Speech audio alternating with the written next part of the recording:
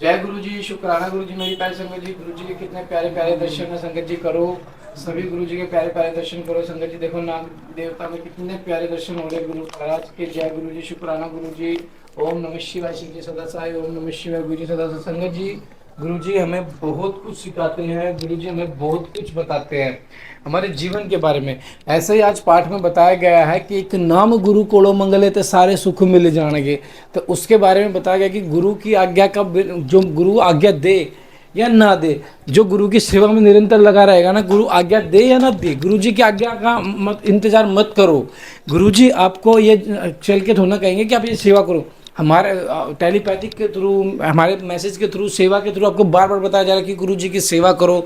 7 तारीख को लंगर सेवा होती है, उसमें आप कंट्रीब्यूशन करो हमारे साथ मिलके। तो संगत जी, जो गुरु जी की सेवा निस भाव से करता है ना, कि गुरु की आज्ञा आने पे ना आने पे, लेकिन अपनी सेवा में लगे रहते हैं। हम जैसे ये पूरे 10 महीने हो चुके हैं, इस बार पूरे 7 जुलाई को 10 हो जाएंगे, पूरे 10 मंथ तो कंप्लीट हो जाएंगे गुरु के आशीर्वाद से। वैसे गिनना नहीं चाहिए, लेकिन हम बता रहे हैं, लेकिन हम लगे हुए हैं। गुरु की आज्ञा का इंतजार क्यों करेंगे? क्योंकि हमारा गुरु जी के प्रति भाव है, हम गुरु जी से प्यार करते हैं, हम गुरु जी से गुरु जी को मांगते हैं, ना कि गुरु जी से घर और बंगले मांगते हैं। तो संगत जी, पाठ को एंड तक जरूर सुने, बहुत प्यारा पाठ है। जय गुरु जी, शुक्राना गुरु जी। अब बहुत ब्लेसिंग मिलने वाली है आज के पाठ में।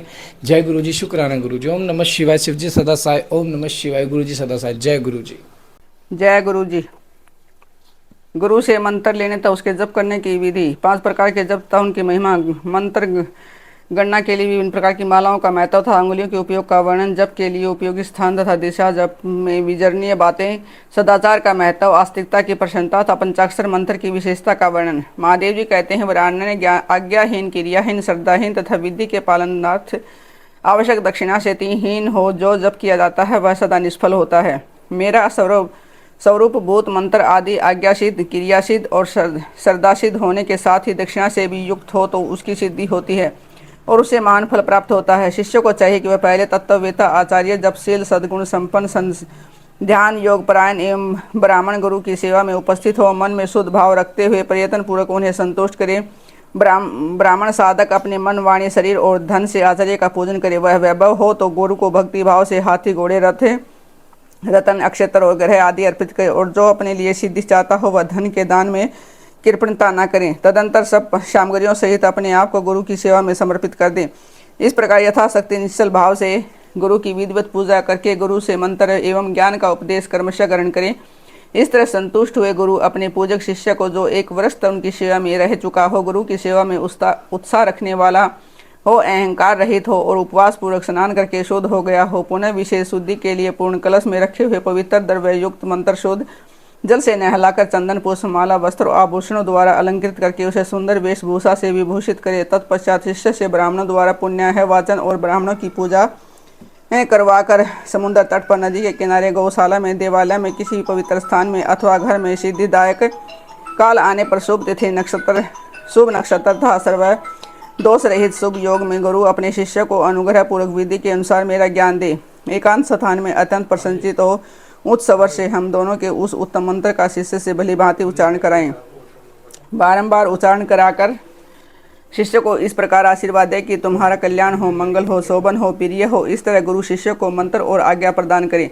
इस प्रकार गुरु से मंत्र और आज्ञा पाकर शिष्य एकाग्रचित हो संकल्प करके पूर्ण चरण पूर्वक प्रतिदिन उस मंत्र का जप करता रहे। वह जब तक जिए तब तक अन्य भाव से तत्परता पूर्वक नित्य 1008 मंत्रों का जप किया करे। जो ऐसा करता है परम गति को प्राप्त होता है। और जो प्रतिदिन संयम से रहकर केवल रात में भोजन करता है और मंत्र के जितने अक्षर हैं उतने करता है, उतने लाख का चौगुना जब आदरपूर्वक पूरा कर देता है, वह पुरस्चरणिक कहलाता है। जो पुरस्चरण करके प्रतिदिन जप करता रहता है उसके समान इस लोक में दूसरा कोई नहीं है। वह सिद्धिदायक सिद्ध हो जाता है। साधक को चाहे कि वह शुद्ध देश में स्नान करके सुंदर आसन बांधकर अपने हृदय में तुम्हारे साथ कुछ विषयों का और अपने गुरु का चिंतन करते हुए उत्तर या पूर्व की ओर मुँह किए मौन भाव से बैठे चित्त को एकाग्र करे तथा दहन, पलावन आदि के द्वारा 5 तत्वों का शोधन करके मंत्र का न्यास आदि करें। इसके बाद सकलीकरण की क्रिया संपन्न करके प्राण और अपान नियमन करते हुए हम दोनों के स्वरूप का ध्यान करें और विद्या स्थान अपने रूप, ऋषि, छंद, देवता, बीज, शक्ति तथा मंत्र के वाच्यार्थ रूप मुझ परमेश्वर का स्मरण करके पंचाक्षरी का जप करे। मानस जप उत्तम है, उपांशु जप मध्यम है तथा वाचिक जप उससे निम्न कोटि का माना गया है। ऐसा आगमार्थ विशारद विद्वानों का कथन है। जो ऊंचे नीचे स्वर से युक्त स्पष्ट और अस्पष्ट पदों एवं अक्षरों के साथ मंत्र का वाणी द्वारा उच्चारण करता है, उसका यह जप वाचिक कहलाता है। जिस जप में केवल जिह्वा मात्र हिलती है अथवा बहुत धीमे स्वर से अक्षरों का उच्चारण होता है तो दूसरे कान में पढ़ने पर भी उसे कुछ सुनाई नहीं देता, ऐसे जप को उपांशु कहते हैं। जिस जप में अक्षर पंक्ति का एक वर्ण से दूसरे वर्ण का, एक पद से दूसरे पद का शब्द और अर्थ का मन के द्वारा बारंबार चिंतन मात्र होता है, वह मानस जप कहलाता है। वाचिक रूप 1 गुना ही फल देता है। उपांशु जप 100 गुना फल देने वाला बताया गया है। मानस जप का फल सहस्र गुना कहा गया है तथा सहगर्भ जप उसे 100 गुना अधिक फल देने वाला है। प्राणायाम पूर्वक जो जप होता है उसे सहगर्भ जप कहते हैं। अगर्भ जप में भी आदि और अंत में प्राणायाम कर लेना श्रेष्ठ बताया गया है। मंत्रार्थवेता बुद्धिमान साधक प्राणायाम करते समय 40 बार मंत्र का स्मरण कर ले। जो ऐसा करने में असमर्थ हो वह अपनी शक्ति के अनुसार जितना हो सके उतने ही मंत्रों का मानसिक जप कर ले। 5, 3 अथवा 1 बार अगर्भ या सहगर्भ प्रणाम करें। इन दोनों में सहगर्भ प्रणाम श्रेष्ठ माना गया है। सहगर्भ की अपेक्षा भी ध्यान सहित जप सहस्र गुना फल देने वाला कहा जाता है। इन 5 प्रकार के जपों में से कोई एक जप अपनी शक्ति के अनुसार करना चाहिए। उंगली से जप की गणना करना 1 गुना बताया गया है। रेखा से गणना करना 8 गुना उत्तम समझना चाहिए। पुत्र जीव के बीजों की माला से गणना करने पर जप का 10 गुना अधिक फल होता है। संघ के मनकों को 100 गुना, मूंगों से 1000 गुना और स्फटिक मणि की माला से 10,000 गुना, मोतियों की माला से लाख गुना, पद्माक्ष से 10 लाख गुना और श्रवण के बने हुए मनकों से गणना करने पर कोटि गुना अधिक फल बताया गया है। कुश की गांठ से तथा रुद्राक्ष से गणना करने पर अनंत गुणे फल की प्राप्ति होती है। 30 रुद्राक्ष के दानों से बनाई गई माला जप कर्म में धन देने वाली होती है। 27 दानों की माला पुष्टदायिनी और 25 दानों की माला मुक्तिदायिनी होती है। 15 रुद्राक्ष की बनी हुई माला अभिचार कर्म में फलदायक होती है। जप कर्म में अंगूठे को मोक्षदायक समझना चाहिए और तर्जनी को शत्रुनाशक, मध्यमा धन देती है और अनामिका शांति प्रदान करती है। 108 दानों की माला उत्तम मानी गई है। 100 दानों की माला उत्तम और 50 दानों की माला मध्यम होती है। 54 दानों की माला मनोहारिणी एवं श्रेष्ठ कही गई है। इस तरह की माला से जप करे वह जब किसी को दिखाए नहीं। कनिष्ठिका उंगली अक्षर ने जप के फल को अक्षित नष्ट न करने वाली मानी गई है, इसलिए जप कर्म में शुभ है। दूसरी उंगलियों के साथ अनुष्ठंग द्वारा जप करना चाहिए, क्योंकि अंगुष्ठक के बिना किया हुआ जप निष्फल होता है। घर में किए हुए जप को समान या 1 गुना समझना चाहिए। गौशाला में उसका फल 100 गुना हो जाता है। पवित्र वन या उद्यान में किए हुए जप का सहस्त्र गुना बताया गया है। पवित्र पर्वत पर 10,000 गुना, नदी के तट पर लाख गुना, देवालय में कोटि गुना और मेरे निकट किए हुए जप को अनंत गुना कहा गया है। सूर्य, अग्नि, गुरु, चंद्रमा, दीपक, जल, ब्राह्मण और गौओं के समीप किया हुआ जप श्रेष्ठ होता है। पूर्वाभिमुख किया हुआ जप वशीकरण में और दक्षिणाभिमुख अभिचार में सफलता प्रदान करने वाला होता है। पश्चिमाभिमुखी जप को धनदायक जानना चाहिए और उत्तराभिमुख जप शांतिदायक होता है। सूर्य, अग्नि, ब्राह्मण, देवता तथा अन्य श्रेष्ठ पुरुषों के समीप उनकी ओर पीठ करके जप नहीं करना चाहिए। सिर पर पगड़ी रखकर, कुर्ता पहनकर, नंगा होकर, बाल खोलकर, गले में कपड़ा लपेटकर, अशुद्ध हाथ लेकर, संपूर्ण शरीर से अशुद्ध रहकर तथा विलाप पूर्वक कभी जप नहीं करना चाहिए। जप करते समय क्रोध, मद, छींकना, थूकना, जम्बाई लेना या कुत्तों और नीच पुरुषों की ओर देखना वर्जित है। यदि कभी वैसा संभव हो जाए तो आचमन करे तथा हमारे साथ मेरा पार्वती सहित शिव का स्मरण करें या न ग्रह नक्षत्रों का दर्शन करें अथवा प्राणायाम करें। बिना आसन के बैठकर सोकर, चलते फिरते अथवा खड़े होकर जप न करें। गली में या सड़क पर अपवित्र स्थान में तथा अंधेरे में भी जप न करें। दोनों पांव फैलाकर कुकुटे आसन से बैठकर, सवारी या खाट पर चढ़कर अथवा चिंता से व्याकुल होकर जप न करें। यदि शक्ति हो तो इन सब नियमों का पालन करें, करते हुए जप करे और अशक्त पुरुष यथाशक्ति जप करे। इस विषय में बहुत कहने से क्या लाभ है। संक्षेप से मेरी यह बात सुनो। सदाचारी मनुष्य शुद्ध भाव से जप और ध्यान करके कल्याण का भागी होता है। आचार परम धर्म है, आचार उत्तम धन है, आचार श्रेष्ठ विद्या है और आचार ही परम गति है। आचारहीन पुरुष संसार में निंदित होता है और परलोक में भी सुख नहीं पाता, इसलिए सबको आचारवान होना चाहिए।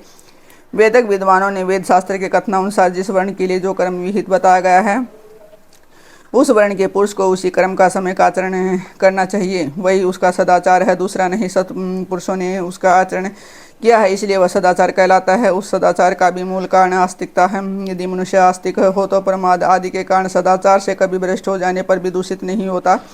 अतः सदा आस्तिकता आश्रय लेना चाहिए। इसे जैसे यह लोक में सत्कर्म करने से सुख और दुष्कर्म करने से दुख होता है, उसी प्रकार परलोक में भी होता है। इस विश्वास को आस्तिकता कहते हैं। सदाचार से हीन, पतित और अत्यंत जगह उद्धार करने के लिए कलयुग में पंचाक्षर मंत्र से बढ़कर दूसरा कोई उपाय नहीं है। चलते फिरते, खड़े होते, स्वेच्छा अनुसार कर्म करते हैं, अपवित्र या पवित्र पुरुष के जप करने पर भी यह मंत्र निष्फल नहीं होता। अत्यंत मूर्ख, मूढ़, पतित, मर्यादा रहित, नीच के लिए भी यह मंत्र निष्फल नहीं होता। किसी भी अवस्था में पड़ा हुआ मनुष्य भी यदि यह मुझ में उत्तम भक्ति भाव रखता है तो उसके लिए यह मंत्र निसंदेह सिद्ध होगा ही, किंतु दूसरे किसी के लिए वह सिद्ध नहीं हो सकता। फिर ये इस मंत्र के लिए लगन, तिथि, नक्षत्र, वार और योग आदि का अधिक विचार उपेक्षित नहीं है। यह मंत्र कभी तरह सुप्त नहीं होता, सदा जागृत ही रहता है। यह महामंत्र कभी किसी का शत्रु नहीं होता तथा सदा सुप्रसिद्ध सिद्ध अथवा साध्य ही रहे। सिद्ध गुरु के उपदेश से प्राप्त हुए मंत्र सुप्रसिद्ध कहलाता है। ऐसिद्ध गुरु का भी दिया हुआ मंत्र सिद्ध कहा गया है, जो केवल परंपरा से प्राप्त हुआ है, किसी गुरु के उपदेश से नहीं मिला ही यह मंत्र साध्य होता है। जो मुझ में है, मंत्र में है, गुरु में अतिशय श्रद्धा रखने वाला है, उसको मिला हुआ मंत्र किसी गुरु के द्वारा साधित हो या असाधित सिद्ध होकर ही रहता है, इसमें संशय नहीं है। इसलिए अधिकार की दृष्टि से विघ्न युक्त होने वाले दूसरे मंत्रों को त्याग कर विद्वान पुरुष साक्षात परमा विद्या पंचाक्षरी का आश्रय ले। दूसरे मंत्रों के सिद्ध हो जाने से यह मंत्र सिद्ध नहीं होता, परंतु इस महामंत्र के सिद्ध होने पर वे दूसरे मंत्र अवश्य सिद्ध हो जाते हैं। महेश्वरी जैसे अन्य देवताओं के प्राप्त होने पर भी मैं नहीं प्राप्त होता, परंतु मेरा प्राप्त होने पर वे सब देवता प्राप्त हो जाते हैं। यही न्याय इन सब मंत्रों के लिए भी है। सब मंत्रों के जो दोष हैं वे इस मंत्र में संभव नहीं है, क्योंकि यह मंत्र जाति आदि की उपेक्षा न रखकर प्रवृत्त होता है। तथा भी छोटे छोटे तुच्छ फलों के लिए सहसा इस मंत्र का विनियोग नहीं करना चाहिए, क्योंकि यह मंत्र महान फल देने वाला है। उपमन्यु कहते हैं कि यदुनंदन इस प्रकार त्रिशूलधारी महादेव जी ने तीनों लोकों के हित के लिए साक्षात महादेवी पार्वती से इस पंचाक्षर मंत्र की विधि कही थी। जो एकाग्रचित हो, भक्ति भाव से इस प्रसंग को सुनता या सुनाता है, वह सब पापों से मुक्त हो परम गति को प्राप्त हो जाता है। त्रिविध दीक्षा का निरूपण, शक्तिपात की आवश्यकता था, उसके लक्षणों का वर्णन, गुरु का महत्व, ज्ञानी गुरु से ही मोक्ष की प्राप्ति था, गुरु के द्वारा शिष्य की परीक्षा।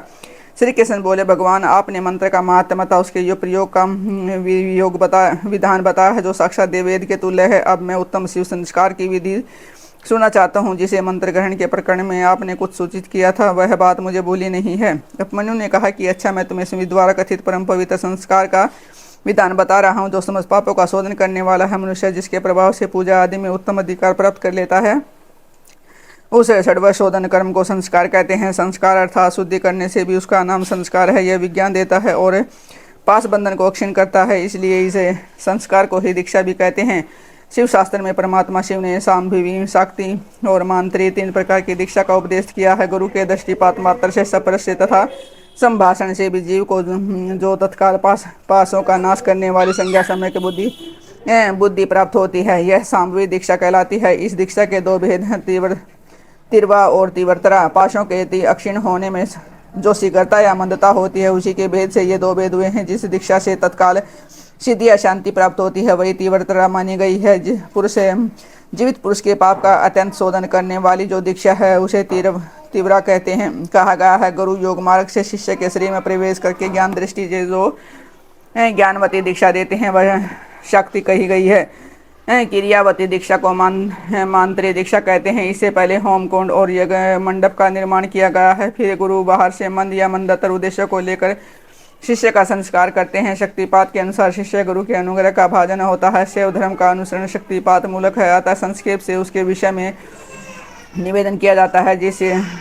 जिस शिष्य में गुरु की शक्ति का पात नहीं हुआ, उसमें शुद्धि नहीं आती और उसमें न तो विद्या है, न शिवाचार है, न मुक्ति होने सिद्धियाँ ही होती हैं। अतः प्रचुर शक्तिपात के लक्षणों को देखकर गुरु ज्ञान अथवा क्रिया के द्वारा शिष्य का शोधन करे। जो मोहवश इसके विपरीत आचरण करता है, वह दुर्बुद्धि नष्ट हो जाता है। अतः गुरु सब प्रकार से शिष्य का परीक्षण करे। उत्कृष्ट बोध और आनंद की प्राप्ति ही शक्तिपात का लक्षण है, क्योंकि वह परमाशक्ति प्रबोधानंद रूपिणी ही है। आनंद और बोध का लक्षण है। अंतकरण में विकार, जब अंतकरण द्रवित होता है तो बाह्य शरीर में कंप, रोमांच, सवर विकार, नेत्र विकार और अंग विकार प्रकट होते हैं। शिष्य भी शिव पूजन आदि में गुरु का संपर्क प्राप्त करके अथवा उनके साथ रह करके उनमें प्रकट होने वाले उन लक्षणों से गुरु की परीक्षा करे। शिष्य गुरु का अक्षणीय होता है, उसका गुरु के प्रति गौरव होता है, इसलिए सर्वथा प्रयत्न करके शिष्य ऐसा आचरण करे जो गुरु के गौरव को अनुरूप हो। जो गुरु है वह शिव कहा गया है और जो शिव है वह गुरु माना गया है। विद्या के आकार में शिव ही गुरु बनकर विराजमान है। जैसे शिव है वैसी विद्या है, जैसी विद्या है वैसे गुरु है। शिव विद्या और गुरु के पूजन से समान फल मिलता है। शिव सर्वदेवात्मक है और गुरु सर्वमंत्रमय, अतः संपूर्ण यत्न से गुरु की आज्ञा को शिरोधार्य करना चाहिए। यदि मनुष्य अपना कल्याण करना कल्याण चाहने वाला और बुद्धिमान है, तो गुरु के प्रति मन, वाणी और क्रिया द्वारा कभी मिथ्याचार कपट पूर्ण बर्ताव न करे। गुरु आज्ञा दे या न दे, शिष्य सदा उनका हित और प्रिय करे, उनके सामने और पीठ पीछे भी उनका कार्य करता रहे। ऐसे आचार से युक्त गुरु भक्त हैं और सदा मन में उत्साह रखने वाले हों। जो गुरु का प्रिय कार्य करने वाला शिष्य है, वही सर्व धर्मों के उपदेश का अधिकारी है। यदि गुरु गुणवान, विद्वान, परमानंद का प्रकाशक, तत्ववेता और शिव भक्त है, तो मुक्ति देने वाला है, दूसरा नहीं। ज्ञान उत्पन्न करने वाला जो परमानंद जनित तत्व है, उसे जिसने जान लिया है, वही आनंद का साक्षात्कार करा सकता है। ज्ञान रहित नाम मात्र का गुरु ऐसा नहीं कर सकता। नौकाएं एक दूसरी को पार लगा सकती हैं, किंतु क्या कोई शिला दूसरी शिला को तार सकती है? नाम मात्र के गुरु से नाम मात्र की मुक्ति प्राप्त हो सकती है। जिन्हें तत्व का ज्ञान है, वे स्वयं मुक्त होकर दूसरों को भी मुक्त करते हैं। तत्वहीन को कैसे बोध होगा कि बोध के बिना कैसे आत्मा का अनुभव होगा? जो आत्मानुभव से शून्य है, वह पशु कहलाता है। पशु की प्रेरणा से कोई पशुत्व को नहीं लांघ सकता, अतः तत्व पुरुष ही मुक्त और मोचक हो सकता है, आगे नहीं। समस्त शुभ लक्षणों से युक्त, संपूर्ण शास्त्रों का ज्ञाता था, सब प्रकार के उपाय विधान का जानकार होने पर भी जो तत्व ज्ञान से गहीन है, उनका जीवन निष्फल है। जिस पुरुष की अनुभव पर्यंत बुद्धि तत्व के अनुसंधान में परिवर्तित होती है, उसके दर्शन से प्रसाद से परमानंद की प्राप्ति होती है। अतः जिसके संपर्क से ही उत्कृष्ट बोध स्वरूप आनंद की प्राप्ति असंभव हो, बुद्धिमान पुरुष उसी को अपना गुरु चुने, दूसरे को नहीं। योग गुरु का जब तक अच्छी तरह ज्ञान न हो जाए, तब तक विनाचार चतुर्मुमुक्षु शिष्यों को उनकी निरंतर सेवा करनी चाहिए। उनका अच्छी तरह ज्ञान सम्यक परिचय हो जाने पर उनमें सुस्थिर भक्ति करे। जब तक तत्व का बोध न हो जाए, तब तक निरंतर गुरु सेवा में लगा रहे। तत्व को न तो कभी छोड़े और न ही किसी तरह उनकी उपेक्षा करे। जिसके पास एक वर्ष तक रहने पर भी शिष्य को थोड़े से में ही आनंद और प्रबोध की उपलब्धि न हो, वह शिष्य उसे छोड़कर दूसरे गुरु का आश्रय ले।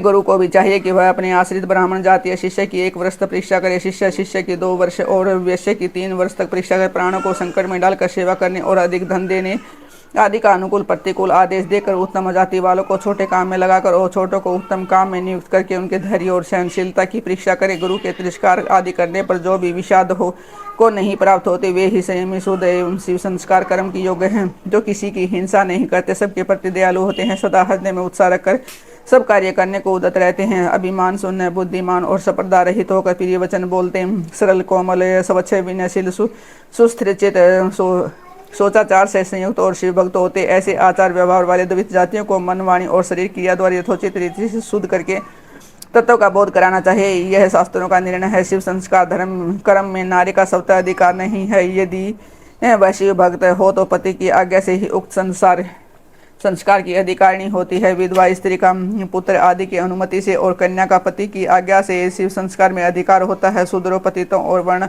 संस्कारों के लिए सर्वशोधन शिव संस्कार का विधान नहीं है। वे भी यदि परम कारण शिव में स्वाभाविक अनुराग रखते हो, तो शिव का चरणोदक लेकर अपने पापों की शुद्धि करे। जय गुरु जी, शुक्राना गुरु जी। संगत जी, जैसा कि कल मैंने आपको बताया था कि एक नाम गुरु को मंगल सारे सुख मिल जाएंगे हो। एक नाम गुरु को मंगल, हाँ एक नाम गुरु को मंगल के सारे सुख मिल जाएंगे। तो संगत जी, वो इसमें आज बताया गया है कि वो जो कल जो हमारा जिक्र हुआ था इस पाठ में, तो आज उस पाठ में जिक्र हो गया कि गुरु का ज्ञान सबसे बड़ा ज्ञान होता है। और जो गुरु की सेवा में, गुरु के ना होने, जैसे गुरु हाजिर नहीं है और गुरु जी की सेवा में लगा हुआ है, तो उसके लिए गुरु जी हमेशा तैयार रहते हैं उसको हर चीज से बचाव के लिए। तो कहते हैं ना, एक नाम गुरु कोड़ो मंगले की सारे सुख मिटे जानेंगे।